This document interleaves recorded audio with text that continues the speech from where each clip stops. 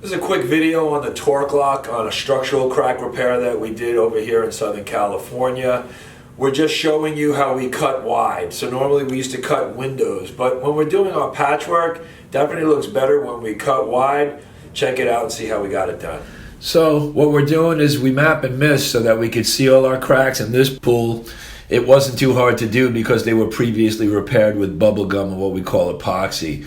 Once we mark everything out, again, we mark the staples every foot and then we cut wide. That's what this video is about, cutting wide.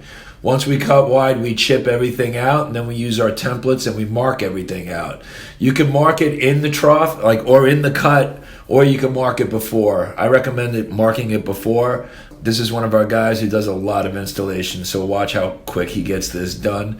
We mark everything out, drilled our holes, and now we're chipping. Notice how we took a couple of extra cuts. Now we take our epoxy and we're setting our staples. We get everything lined up, we tap them in nice and snug with a hammer with the square facing inward, as you see right here. Next thing we do is we take our torque wrench and we torque to 22 pounds. That's typical torque that we use on a gunite pool or a shotcrete pool.